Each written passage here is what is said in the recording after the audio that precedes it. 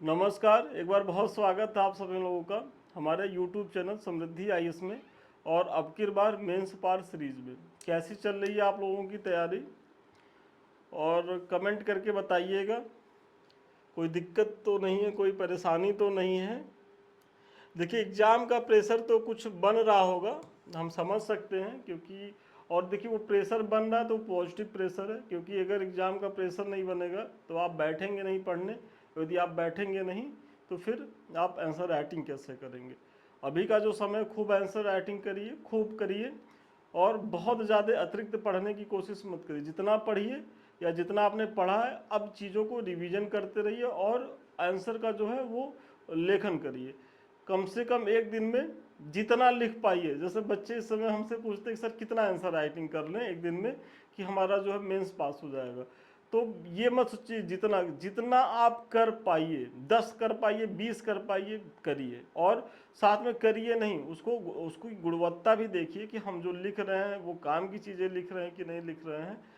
और फिर उसमें चूँकि हम हमेशा कहते हैं कि जो आपका मॉडल आंसर होना चाहिए वो अपने एक फॉर्मेट में होना चाहिए। मतलब भूमिका, निष्कर्ष, बीच का पार्ट का फॉर्मेट होना चाहिए। फिर उसमें क्रमबद्धता होनी चाहिए। साथ ही साथ उसमें मात्रात्मक त्रुटियां नहीं होनी चाहिए, जो आप लोग अक्सर करते रहते हैं। इस स्थिति में आकर के यदि आप मात्रात्मक त्रुटियां कर रहे हैं तो यहाँ तो क्या है कि अगर एक प्रश्न के उत्तर में एक आध त्रुटियां रहेंगी तो चल भी जाएगा, लेकिन अगर 2-3 रहेगी तो यहाँ भी नुकसान होगा। और सोचिए, सामान्य हिंदी और एसए के पेपर में आप क्या करेंगे। 300 नंबर का प्रश्न पत्र होता है और वो भी जुड़ता है, ऐसा नहीं कि क्वालिफाइंग नेचर का होता है। और वहाँ तो इन सब चीज़ों का बहुत ध्यान देना होता है। तो बहुत बैलेंस तरीके से आपको काम करना है। इसी के तहत हमारा ये प्रयास भी है कि यहाँ कुछ हम आपको समृद्धि की तरफ से दे सके, ताकि आप जो है अपनी परीक्षा में थोड़ा सा सहज स्थिति में रहें। इसी के तहत हमारा जो प्रयास है कि प्रत्येक सुबह 9 बजे और शाम को जो है 4 बजे जीएस के प्रत्येक प्रश्न पत्र को 1 से लेकर के जो 6 तक होते हैं वो इस शेड्यूल में आते रहते हैं। और वीकली जो है हमारा प्रत्येक शनिवार को करंट अफेयर्स है। तो आप इस समय जो है चैनल पे बने रहिए, इन वीडियोस का लाभ उठाइए। और जब आप चैनल पे रहिए तो हम आपको एक सुझाव भी देंगे कि आप जो है पेन पेपर लेके बैठिए, क्योंकि उसी समय इसको नोट डाउन करते रहिए। यदि आप 15 से 20 मिनट समय दे रहे हैं चैनल पे, तो कम से कम इसी समय आपका एक मॉडल आंसर भी तैयार हो जाए। चलिए, एथिक्स से है, 4th पेपर से है। और सिविल सेवा के संदर्भ में निम्नलिखित प्रासंगिकता की जो है वो विवेचना करनी है। और आप लोग देख रहे होंगे कि चाहे 12 अंक के प्रश्न में, चाहे 4 अंक के प्रश्न में इस टाइप के प्रश्न आते हैं। यदि ये चूंकि 12 अंक का प्रश्न है तो यहाँ जो है देखिए 4 दे दिए गए हैं, मतलब 4-4 नंबर के। और अगर यही 8 अंक में होता तो यही 2 दे देते। आपको इनके बारे में लिखना होता है उदाहरण सहित। तो यही प्रश्न है। और चूंकि यहाँ 4 है तो आपको चारों के बारे में बताना, चूंकि इनका मूल्यांकन करना है, इनकी प्रासंगिकता का क्या मूल्यांकन है। तो आइए देखते हैं। सबसे पहले सत्यनिष्ठा क्या है। और आप जैसे इस तरीके के जो नैतिक मूल्य हैं, जो टर्म्स हैं, इनके बारे में तो 4-6 लाइन, 10 लाइन हर के बारे में लिख डालिए। क्योंकि घुमा फिरा करके आप देखेंगे, अगर पीवाईक्यू देखेंगे तो ऐसे ही प्रश्न आते रहते हैं। कभी इस बार ये पूछा तो 1 साल छोड़ करके फिर पूछ लिया, या फिर यहाँ कुछ और चीज़ें डाल दी, जैसे अहिंसा डाल दिया, सत्याग्रह डाल दिया, फिर जवाबदेहिता डाल दी। तो ये सारी चीज़ें हैं, धर्मनिरपेक्षता डाल दिया। तो ये जो भी महत्वपूर्ण टर्म्स हैं उनको तो आपके बारे आपको पता होना चाहिए। और देखिए, ये मत सोचिए कि अरे ये तो हम पढ़े हैं कर लेंगे, नहीं। आप जो है उसको लिख लीजिए, लिख लीजिए 2-3 बार, और लिख लीजिए, थोड़ा सा विस्तार दे दीजिए, 2-3-4 पॉइंट अच्छे से लिख दीजिए। क्योंकि आपको मुख्य परीक्षा में ये मत सोचिएगा कि हम कुछ भी लिख करके आएंगे और हम पास हो जाएंगे, ऐसा नहीं है। क्योंकि वहाँ आपका जो कंपटीशन है वो मतलब बेहतर से बेहतर के बीच में है। मतलब खराब से बेहतर में तो है ही नहीं, वहाँ सब बेहतर है। और उनमें आपको सबसे बेहतर बनना है, तभी आपको जा करके एसडीएम की रैंक मिलेगी। और एसडीएम बनने के लिए आपको बहुत ज़्यादा जो है हार्ड वर्क की ज़रूरत होगी। और इस तरीके के कुछ प्रयास करने होंगे कि हमारी कॉपी जो है वो औरों से बेहतर दिखे। तो चलिए सत्यनिष्ठा देखिए, सत्यनिष्ठा का जो संबंध होता है उच्च नैतिक सिद्धांतों से है। नीति शास्त्र में सत्यनिष्ठा का अर्थ सद्गुण, सच्चाई, ईमानदारी एवं कर्तव्य निष्ठा से परिपूर्ण चरित्र से जो है वो लिया जाता है। मतलब आप जो है सत्यनिष्ठा के बारे में बता रहे हैं। फिर सार्वजनिक पदों और लोक प्रशासन से जुड़े व्यक्ति के लिए सत्यनिष्ठ होना जो है वो अति आवश्यक है, क्योंकि आप में पूछा गया ना कि सिविल सेवा के संदर्भ में, और यही आपको स्मार्ट काम करना है। क्योंकि अब ऐसा ना हो कि आप जो है उत्तर में केवल सत्यनिष्ठा को ही लिख करके आ जाइए और उसको सिविल सेवा से नहीं जोड़ेंगे। यदि उसको आप सिविल सेवा से नहीं जोड़े तो आपका प्रश्न का जो उत्तर है वो एकांगी हो जाएगा, और इसमें आप अगर आप बहुत ज़्यादा भी लिख करके आ जाएंगे फिर भी अगर 12 अंक का है तो 2-2.5 नंबर से ज़्यादा आप पाएंगे नहीं। तो अब सत्यनिष्ठा को आपने बताया, फिर इसको ये जो मूल्य है इसकी जो है सिविल सर्विसेज में क्या प्रासंगिकता है इसके बारे में आप बता रहे हैं। यह केवल वित्तीय ईमानदारी तक जो है वो सीमित नहीं है। कौन नहीं सीमित है? सत्यनिष्ठा, बल्कि इसका स्वरूप व्यापक है। लोक सेवकों का सत्यनिष्ठ होने का मतलब यह है कि उनका चरित्र ऐसा हो जिससे लोगों में सार्वजनिक पद के प्रति विश्वास जगे। मतलब बहुत महत्वपूर्ण है कि अगर कोई लोक सेवक है तो वो अपने पद को लेकर के इस तरीके से ईमानदार हो, सत्यनिष्ठ हो, कर्तव्यनिष्ठ हो कि वो लोगों के मनो मस्तिष्क में एक अपनी छाप छोड़ सके।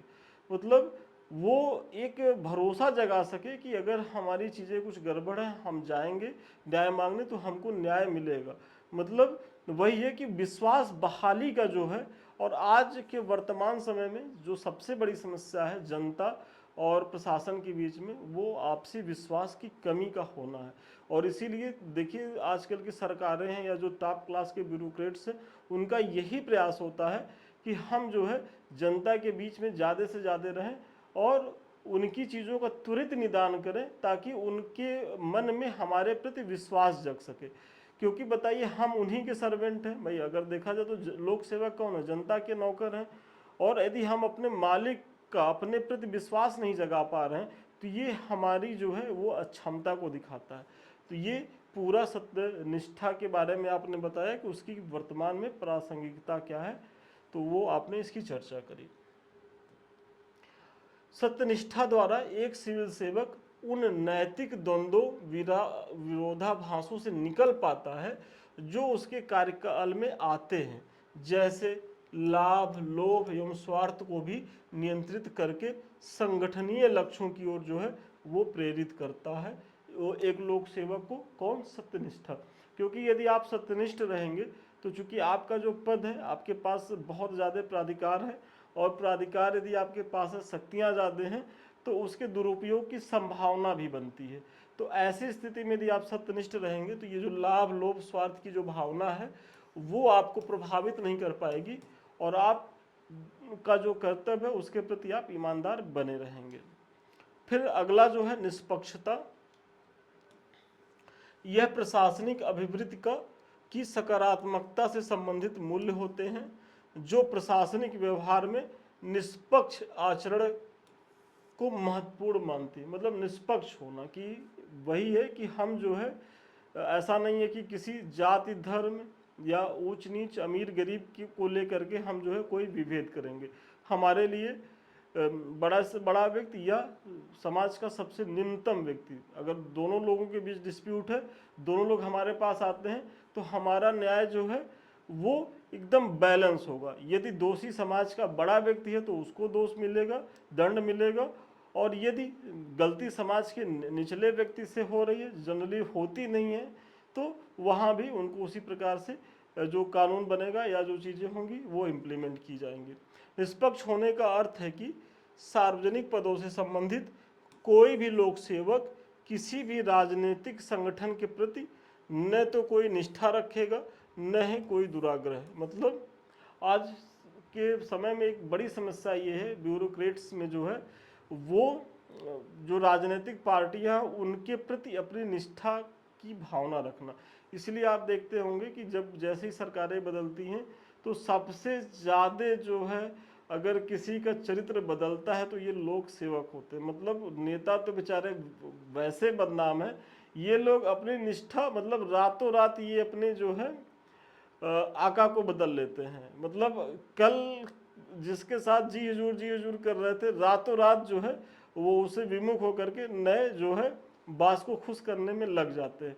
और ऐसे ही जो अधिकारी होते हैं वो सत्ता के शीर्ष में बने रहते हैं, अच्छे अच्छे पदों पे रहते हैं और उसका लाभ उठाते हैं। तो इससे क्या होता है कि जो समाज जो मतलब जो ईमानदार लोक सेवक है वो इससे सफ़र करता है। और इसीलिए आप देख रहे होंगे कि आए दिन क्या होता है कि जो ईमानदार लोक सेवक हैं उनका जो है ट्रांसफ़र हमेशा होता रहता है, क्योंकि वो सत्ता के सांचे में फिट नहीं बैठ पाते हैं। जबकि लोक सेवक का काम अलग है, उस वो तो किसी राजनीतिक पार्टियों के प्रति ना तो मन में कोई विद्वेष रखे, ना ही कोई मतलब उसके प्रति सहानुभूति रखे। उसको तो कायदे से एक तरीके से निष्पक्ष होकर के अपनी चीज़ों को करना चाहिए, लेकिन हो नहीं रहा है। प्रशासनिक व्यवस्था में लोगों का विश्वास जो है वो बना रहता है और समस्याओं के समाधान में वैयक्तिक पूर्वाग्रह जो है वो हावी नहीं हो पाते। ये इसकी प्रासंगिकता। यदि आप निष्पक्ष रहेंगे तो वही है कि प्रशासनिक व्यवस्था में भाई अगर सपोज करिए कि आप जो है उत्तर प्रदेश के किसी ज़िले में आप पदाधिकारी हैं, आपके पास विभिन्न राजनीतिक पार्टियों के लोग आते हैं और उनमें लगता है कि नहीं जो डीएम साहब हैं, एसडीएम साहब हैं, वो ऐसा नहीं है कि सत्ता पक्ष की ही बातें सुनते हैं। अगर हमारी भी समस्याएं रहती हैं, हम जाते हैं तो हमारी भी चीज़ों का वो निदान करते हैं। इसी तरीके से जनता की चीज़ों को भी अगर वो ध्यान देते हैं तो कहीं ना कहीं उनकी लोकप्रियता बढ़ती है और वो जो है वही कि शासन में प्रशासन में जो है वो जनता की भावनाओं को जो है वो जोड़ने का काम करते हैं। तो वो आप बता रहे हैं। वस्तुनिष्ठता क्या है कि वस्तुनिष्ठता से तात्पर्य किसी लोक सेवक को निर्णय करते समय उन आधारों अथवा पूर्वाग्रहों से मुक्त होना चाहिए जो उसके व्यक्तिगत चेतना में सम्मिलित हो। उसे तार्किक एवं तथ्यात्मक आधार पर जो है वो निर्णय लेने चाहिए। मतलब ऐसा ना हो कि आप कोई लोक सेवक हो, आप कहीं पोस्टेड हैं और आप जो है किसी जात के प्रति एक तरीके से पूर्वाग्रह बना ली, या कोई योजना ही है आपको ये लगता है कि ये सफल होगी ही नहीं। ऐसा नहीं है, यहाँ आपको उस योजना के प्रति जो है बहुत गंभीर हो करके उसके साथ जो उसके डाटा हैं उसको देखना चाहिए, उसकी संभावनाओं को लेकर के विशेषज्ञों के साथ बैठना चाहिए। और यदि आपके मन में उसके प्रति कुछ संशय भी है तब भी यदि आपको लगे कि नहीं चीज़ें इम्प्लीमेंट करी जा सकती हैं और वो आपका पूर्वाग्रह है, ऐसा नहीं है कि आपके ही साथ के और जो अधिकारी हैं वो अपने ज़िले में इसको लेकर के बेहतर प्रयास कर रहे हैं, तो आप उनसे भी जो है सीख लेकर के इस तरीके के काम करें। मतलब बस इसमें ये रहे कि वो वस्तुनिष्ठता हो, ऐसा ना हो कि आपका कोई पूर्वाग्रह हो और आप उसी के हिसाब से डिसीजन लेते रहें। नहीं, तार्किक दृष्टि से रैशनल तरीके से आपको निर्णय लेने होते हैं। वही आप यहाँ कह रहे हैं कि उसे तार्किक एवं तथ्यात्मक आधार पर जो है वो निर्णय लेना चाहिए। और जहाँ तक इनकी प्रासंगिकता की बात है तो यह प्रशासनिक कार्यों को जनता के बीच पर्यवेक्षण को जो है वो आसान बनाता है, जो सबसे पहला काम है। देखिए आगे बढ़ने से पहले ये कुछ महत्वपूर्ण जो है सूचनाएं हैं। अभी जो है मुख्य परीक्षा को लेकर के देखिए हमारा एक महत्वपूर्ण बैच चल रहा है अब की बार मेंस पर, और इस बार जो मुख्य परीक्षा दे रहे हैं वो बच्चे तो इस बैच से ज़रूर जुड़े, क्योंकि यहाँ क्या है कि हम डेली 6 से 8 प्रश्न आपको देंगे और आपके एग्ज़ाम के पहले हमारा पूरा प्रयास रहेगा कि 15 जून तक प्रत्येक टॉपिक से जो महत्वपूर्ण PYQ हैं, साथ ही साथ जो महत्वपूर्ण संभावित प्रश्न हैं वो हम यहाँ आपको करा दें। और जब आप परीक्षा में जाएं तो कम से कम आपके पास एटलीस्ट 500 प्रश्नों का ऐसा संग्रह रहे कि केवल आप अगर उसको भी रिवीजन करके जा रहे हैं तो बहुत अच्छी स्थिति में आप अपने मुख्य परीक्षा में रहेंगे। और इसी तरीके से हमारा शून्य से शिखर बैच है। देखिए प्रक्रिया तो इसी तरीके से इसमें भी अपनाई जाती है, बस ये है कि ये उन बच्चों के लिए है कि जो 2025 के PCS को लेकर के टारगेट कर रहे हैं। तो यहाँ 2 से 4 प्रश्न डेली दिए जाते हैं और अगर कोई बच्चा उत्साही है, उसको लगता है कि नहीं हम 6 लिख सकते हैं, तो कोई बाध्यता नहीं है वो 6 क्वेश्चन भी करे। लेकिन जनरली चूंकि इसमें समय है और हम ये चाहते हैं कि आप थोड़ा सा आराम से चलें। अगर 4 क्वेश्चन डेली लिख रहे हैं और उसकी प्रॉपर वे में मार्किंग हो रही है, खूब उसको पढ़ के आप लिख रहे हैं, तो टॉपिक की तो आपकी तैयारी हो ही रही है। फिर जो हम मार्किंग कर रहे हैं, जो कमेंट कर रहे हैं, उसके माध्यम से आपको कुछ चीज़ें मिल रही हैं। फिर हमारा मॉडल आंसर भी आ रहा है। तो ये सारी चीज़ें जो है आपकी तैयारी को जो है फुलफिल करती हैं। इसी तरीके से हमारा मॉडल आंसर आएगा। तो ये दोनों बैच ही बहुत लाभदायक है मेंस के बच्चों के लिए। और मेरा तो ये मानना है कि जो भी बच्चा यूपीएससी की या यूपी स्टेट की तैयारी कर रहा है कमीशन की, वो अपना अप्रोच पहले मुख्य परीक्षा को तैयार करने में लगाए। क्योंकि आप मुख्य परीक्षा तैयार किए रहेंगे तो जब पीटी पास करेंगे तो आप जो है फाइनल सिलेक्शन लेंगे। नहीं तो आप पीटी पढ़ते रहिए, मुख्य परीक्षा की तैयारी नहीं है, आपको राइटिंग स्किल नहीं, लिखने नहीं आ रहा है, तो फिर आपके जो पीटी की उपलब्धि है वो भी एक समय के बाद जा कर के 2-3 महीने में ही वो खो जाएगी, क्योंकि मुख्य परीक्षा में आप जा कर के फेल कर जाएंगे। और जब आप मुख्य परीक्षा पढ़ेंगे तो ऐसा नहीं कि मुख्य परीक्षा के साथ साथ आपकी पीटी की तैयारी नहीं हो रही होती है। तो अप्रोच मुख्य परीक्षा पे लगाइए। जब प्रीलिम्स की परीक्षा है तो 1.5 से 2 महीना पहले आप जो है थोड़ा सा प्रीलिम्स ओरिएंटेड होकर पढ़िएगा, तो चीज़ें बहुत बैलेंस रूप से आपकी हो जाएंगी। तो इस बैच से जुड़िए, इसका लाभ उठाइए। फिर इसमें गुण दोषों के आधार पर जो है वो निर्णय लिए जाते हैं, न कि व्यक्तिगत पूर्वाग्रह या भावना के आदेश से वशीभूत होकर के। फिर अगला जो है वो गैर तरफदारी है। देखिए, गैर तरफदारी का सामान्य अर्थ है कि किसी प्रक्रिया में गलत तरीके से किसी का पक्ष न लिया जाए। मतलब गैर तरफदारी मतलब किसी की हमको तरफदारी नहीं करनी है। वही इसमें कहा जा रहा है, एक प्रशासनिक सेवक से अपेक्षा की जाती है कि वह अपने परिचितों को अनुचित प्रशासनिक लाभ जो है वो नहीं पहुंचाए। उसे अपने अधिकार एवं कर्तव्य के अनुरूप वही कार्य करने चाहिए जो नियत एवं संगत एवं उचित है। मतलब यहाँ आपसे ये कहा जा रहा है कि अगर आपके पास शक्तियाँ हैं, आपके पास प्राधिकार है, तो इसका उपयोग जो है आप जन कल्याण में करिए और जो नियम कानून है उसके तहत करिए। ऐसा नहीं है कि अब आप जो है पदाधिकारी हैं और आपके जो परिचित हैं, आपके जो नात रिश्तेदार हैं या जो आपके फ्रेंड हैं, आप उनके लिए जो है उनके हित में काम करिए। अगर उनकी जेन्युइन चीज़ें हैं, वो ज़रूरी चीज़ें हैं, अगर वो लेके आते हैं, आपको लगता है कि न्याय संगत है, तो हम ये नहीं कह रहे हैं कि आप उनको एकदम इग्नोर कर दीजिए। नहीं, अगर उनको आवश्यकता है, आपको लग रहा है कि नहीं ये परेशान है और इनको इनकी हेल्प करनी चाहिए और वो सही तरीके से हो सकती है, तो आप बिल्कुल करिए, आगे बढ़ के करिए। क्योंकि ये भी हमारे जीवन के महत्वपूर्ण लोग होते हैं, इनका हमारे लिए बहुत योगदान होता है। लेकिन ऐसा ना हो कि बस आप बन जाइए और ये आपसे अनुचित काम भी करवाते रहें अपने लाभ लोभ के लिए, तो ये नहीं होना चाहिए। और वही जो है गैर तरफदारी का जो सिद्धांत है।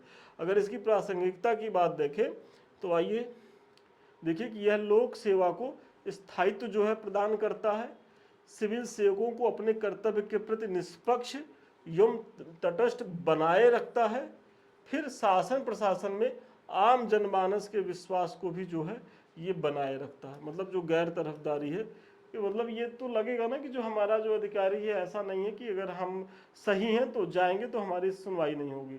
और जो गलत लोग हैं वो जाने से भी डरेंगे, क्योंकि उनको लगेगा कि जब यार ये अपने लोगों का नहीं सुनता है, तो फिर अगर हम हैं कितनों भी रसूखदार रहेंगे, समझ लीजिए कि यदि जो भी अधिकारी अगर अपने ससुराल पक्ष की गलत चीज़ों को नहीं सुन रहा है, तो ये जान लीजिए कि बहुत डेयरिंग है, बहुत ज़्यादा साहसी है, फिर वो किसी की गलत चीज़ों को वो नहीं सुनेगा। तो वही है। तो ये सारी चीज़ें हैं। और देखिए इसमें क्या है कि जो चारों सिद्धांत थे, इनका सिविल सेवा में इनकी प्रासंगिकता को जोड़ के बताना है, जो मैंने हर प्रश्न के मतलब हर उसके पार्ट के पीछे बताया है, नीचे बताया है।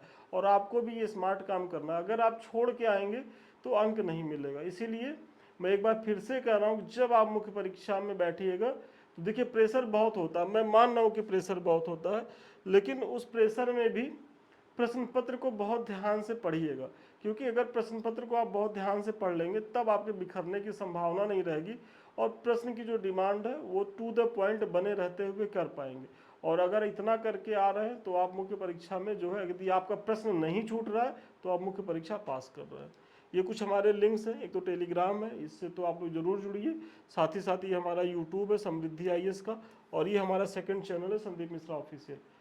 तो इन्हें लाइक करिए, सब्सक्राइब करिए, शेयर करिए। ये आप ही के चैनल है, इन्हें आप ही के द्वारा आगे बढ़ना है। अगर हमारे किसी बैच से जुड़ना चाहते हैं, हमसे बात करना चाहते हो, तो 730 और 3307507 पे आप जो है संपर्क कर सकते हैं। तो चलिए आज के लिए इतना ही, पुनः मिलते हैं नए वीडियो में नए क्लास के साथ। तब तक के लिए धन्यवाद, शुभकामनाएं आपको।